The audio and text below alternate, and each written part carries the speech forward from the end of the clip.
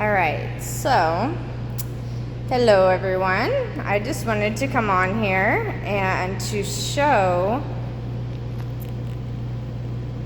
what the water looks like, all these frequencies that you're able to see reflecting out of the water onto the wall.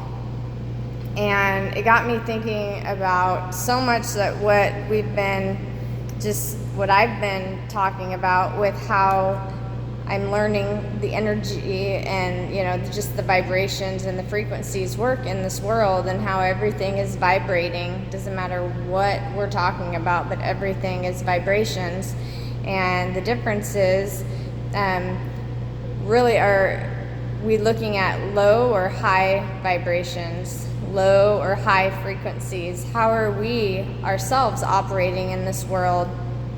And when we look at the universal laws and such, what are we attracting back to us?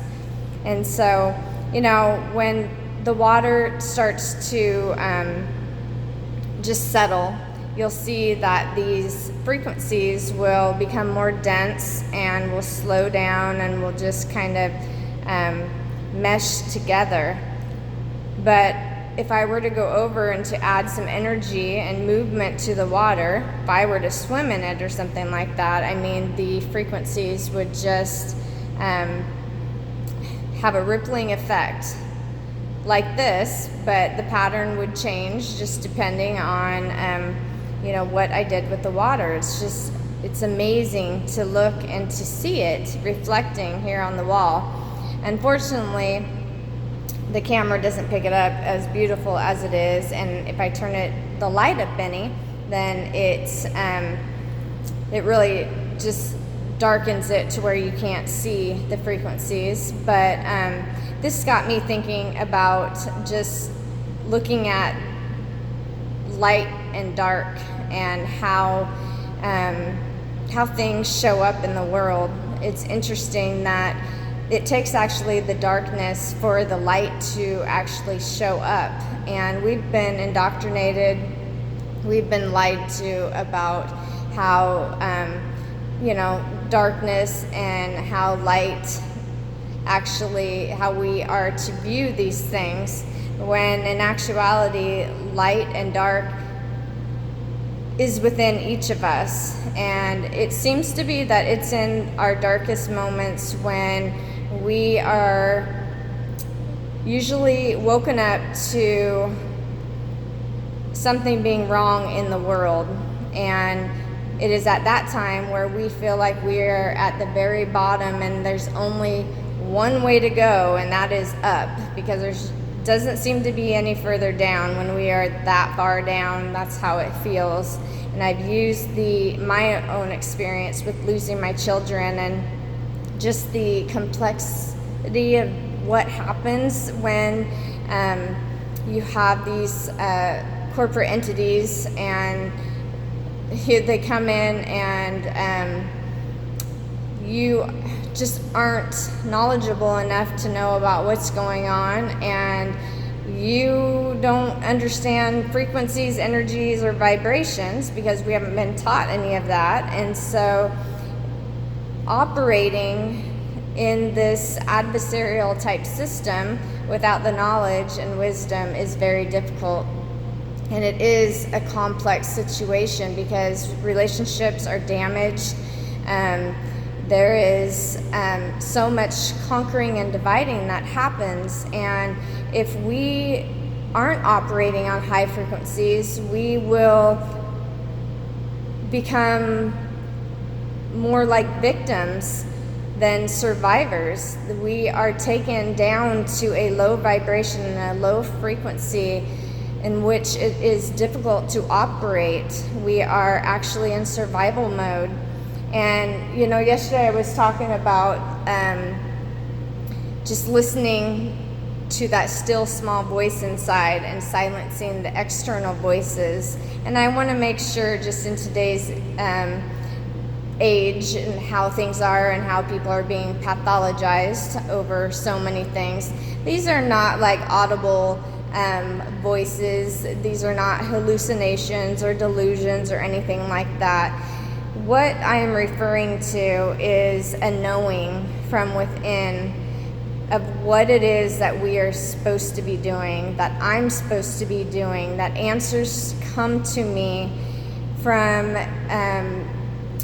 the divine creator and my higher self, from trusting the universe, that our answers are within us. And the ancients knew this, and there is so much writing about this. It's in the scriptures, it's in ancient writings from long ago.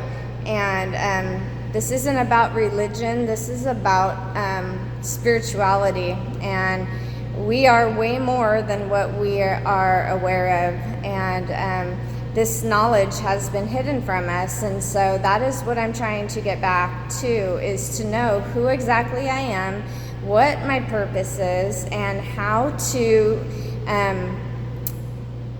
operate continually on high frequencies so that I do not become a victim to the external circumstances, any type of attacks. I'm not trying to do fear mongering or anything like that, but when we are operating at a lower frequency, it is like attacks come in, and they do affect us, because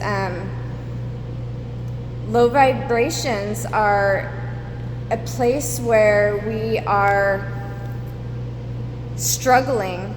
Like I said, we are operating out of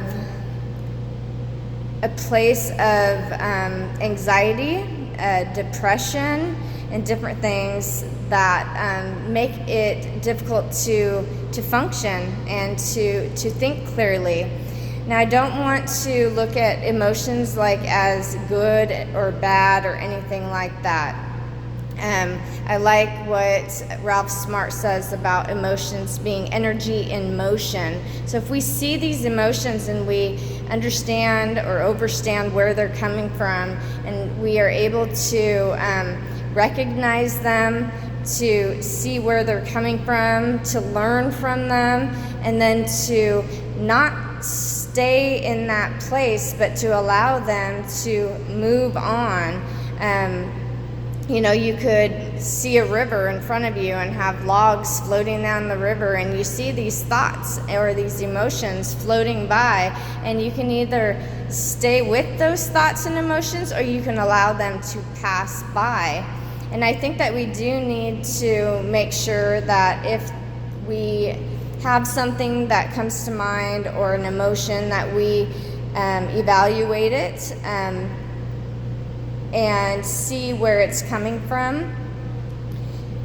And then we take that lesson, take ourselves to a place where we, especially if these emotions keep coming back and these thoughts keep coming back, are they serving us or are they not serving us? And that will help us to know what we need to do with those emotions or thoughts. If they're not serving us, then they need to go ahead and just float right down the river. But we need to start to look at things differently, to know that our emotions and our thoughts do not have to dictate our lives, but we do need to learn how to operate on high frequencies. I use the word to remain stable, and I think a better word would be to be at a place of homeostasis or balance, that we are not being controlled by these emotions and thoughts that are not serving us. So that is what I wanted to say about that. And I just want people to see how this looks, because when I look at it, it's just beautiful, and it reminds me of what I've been hearing. I haven't had that aha moment where, I do realize that we are all connected. We're connected with everything in the universe, from the grass to the insects to the animals to the trees.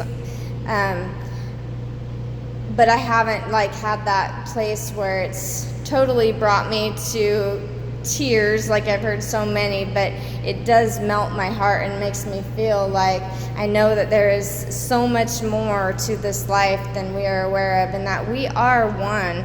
And when we hurt others, we're actually hurting ourselves. When people are attacking other people, when they are coming and taking someone's offspring, I use children a lot, but there's all this legalese that happens. They are our children, and this language shouldn't be taken out of the norm. But when the point is when people attack us and our elderly parents and our offspring, our children, they're actually attacking their own children and themselves. And it's just, if we can start to understand that, we will begin to change what we're doing and how we're operating in this world. And so I hope that this message helped someone. And again, you're not alone. And I hope you have a blessed evening.